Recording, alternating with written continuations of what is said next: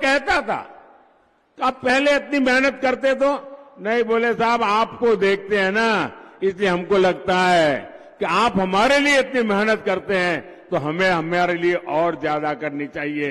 और इसलिए एक प्रकार से हर किसी को मेहनत का चेप लग गया और हर कोई मेहनत करने लग गया तो गरीबी जाने लगी। भाइयों, मैं जानता हूं कि भारत विकसित होगा तो उसका लाभ हमारे देश के प्रत्येक नागरिक को होने वाला है, आपको होने वाला है। भारत विकसित होगा तो हर भारतीय की आय बढ़ेगी और जब हर भारतीय की आय बढ़ेगी तो मेरे बंगाल के लोगों की भी आय बढ़ेगी, मेरे दुर्गापुर के लोगों की आय बढ़ेगी। हमारे दिलीप जी इतनी मेहनत कर रहे हैं, यहां तो वर्धमान में और ज्यादा बढ़ेगी। मैं चाहता हूं धान के कटोरे के रूप में वर्धमान की फिर से जय जयकार हो। मैं चाहता हूं इंडस्ट्रियल सिटी के रूप में दुर्गापुर की पहचान देश में ही नहीं दुनिया में सशक्त हो। साथियों, बीते 10 साल में महिला स्वयं सहायता समूहों से 10 करोड़ महिलाएं जुड़ी हैं। मोदी ने इन्हें लाखों करोड़ रुपए की मदद दी है। आज ये स्वयं सहायता समूह अपना व्यापार कारोबार फैला रहे हैं। मोदी ने इन समूहों की 3 करोड़ बहनों को लखपति दीदी बनाने की गारंटी दी है। मोदी गांव देहात की अपनी बहनों को ड्रोन पायलट बनाने में भी जुटा है। इतना कुछ मैं क्यों कर रहा हूं? ताकि मेरी बहनों बेटियों आर्थिक रूप से और सक्षम बने, उनकी आमदनी बढ़े। लेकिन साथियों, ये टीएमसी, ये लेफ्ट और ये कांग्रेस वाले कर क्या रहे हैं? ये दिन रात क्या कर रहे हैं? मोदी का सिर लाठी मारकर फोड़ देंगे। ये कहते हैं मोदी को गोली मार दो। लेकिन मैं भी डरने वालों में से नहीं हूं।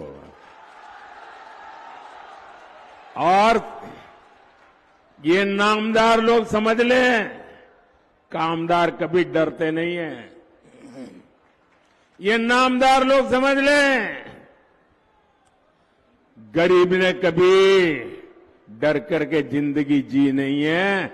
और मैं गरीबी से निकला हूं तो डरना तो मेरी डिक्शनरी में ही नहीं है। और हम गरीब लोग जीत के बड़े पक्के होते हैं। एक बार ठान लिया मतलब ठान लिया। मैंने भी ठान लिया है, जितनी नफरत मुझसे करोगे, जितनी गालियां मुझे दोगे, मैं उससे ज्यादा देशवासियों की सेवा करूंगा। साथियों, लेफ्ट और कांग्रेस और टीएम के पास विकास का विजन ही नहीं है। लेफ्ट, कांग्रेस और टीएमसी किसी राज्य का क्या हाल कर सकती है, ये आप लोग अच्छी तरह जानते हैं। ये बगल में त्रिपुरा लेफ्ट वालों ने तबाह करके रखा था। 35 साल राज किया और पिछले 5 साल में बीजेपी ने पूरे त्रिपुरा की जिंदगी बदल दी। दोस्तों, लेफ्ट वाले गए तो विकास का सूरज उगने लगा। आपके सामने जीता जाता उदाहरण है। देश का विकास करना ये इनके बस की बात नहीं है। इन्हें बस एक ही काम आता है, वोट के लिए समाज को बांटो, देश को बांटो। मैंने कल टीवी पर देखा, यहां बंगाल में टीएमसी के एक एमएलए ने सरेआम धमकी दी। वो कह रहे थे कि हिंदुओं को 2 घंटे में भागीरथी में बहा देंगे। ये कौन सी भाषा है भाई? ये कौन सा पॉलिटिकल कल्चर है? हिंदुओं को बहा दोगे? वाकई क्या हालत हो गई है? बंगाल में हिंदुओं के साथ क्या हो रहा है? ऐसा लग रहा है यहां हिंदुओं को बंगाल में टीएमसी की सरकार ने यहां हिंदुओं को 2ym दर्जे का नागरिक बना करके रख दिया है। ये कैसे लोग हैं? जय श्री राम के उद्घोष से उनको आपत्ति है। जय श्री राम बोलो तो उनको बुखार आ जाता है।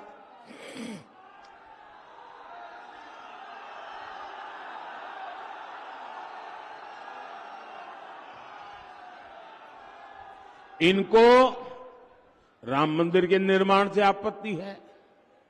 इन लोगों को रामनवमी की शोभा यात्रा से आपत्ति है। मैं आज पूछना चाहता हूं टीएमसी सरकार से, यहां संदेश खाली में हमारी बहनों के साथ, हमारी दलित बहनों के साथ इतना बड़ा अपराध हुआ, पूरा देश कार्रवाई की मांग करता रहा, टीएमसी उसके गुनहगार को बचाती रही।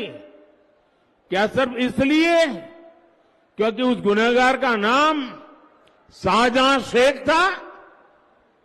भाइयों बहनों, कल जब मैं एयरपोर्ट पर उतरा तो एयरपोर्ट पे अपने कुछ कार्यकर्ता मुझे आए थे, मिलना हुआ, उनसे बातें हो रही, तो उन्होंने मुझे एक गाना सुनाया, एक गीत दिया। संदेश खाली की बेटियों ने, वो कोई संगीतकार लोग नहीं है, वो कवि लोग नहीं है, वहां पर मजदूरी करने वाली बहनें, ऐसी बहनें टेबल थपथपाकर संदेश खाली की मुसीबतों का एक गीत गा रही थी। वो गीत मैंने सुना, बंगाली में गीत है, लेकिन मैं अपने आंसू रोक नहीं पाया। मैं तो हर बंगाली को कहूंगा को संदेश खाली की उस बहनों का गीत जरूर सुने। इतना भाव विभोर करने वाला वो गीत है, यानी जो बंगाली नहीं है वो भी समझ जाएगा। और मैं उन 3-4 बेटियां जो गा रही है ना, उनको मैं बहुत बधाई देता हूं कि उन्होंने किस प्रकार से अपनी बात को पहुंचाया है। साथियों, ये टीएमसी तुष्टीकरण में लगी हुई है। आप मुझे बताइए, क्या वोट बैंक इंसान से भी बड़ा हो सकता है क्या? क्या ये तुष्टीकरण मानव धर्म से भी बड़ा हो सकता है क्या?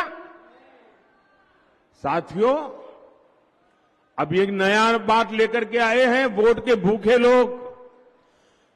अब 2 चरण में उनकी दुनिया डूब चुकी, तो खुलेआम एक नया खेल लेकर के आए हैं। और पढ़े लिखे कांग्रेस का खासम खास परिवार उसका प्रवक्ता है। अब ये कहते हैं मोदी के खिलाफ वोट जिहाद करो। जिहाद क्या होता है ये हमारे देश के लोग भली भांति जानते हैं। हमारे देश में दशकों से ये वोट जिहाद का खेल पर्दे के पीछे चलता था, चुपचाप चलता था। पहली बार वो इतने हताश और निराश हो चुके कि खुलेआम अब वोट जिहाद की सार्वजनिक माइक पर घोषणा कर रहे हैं।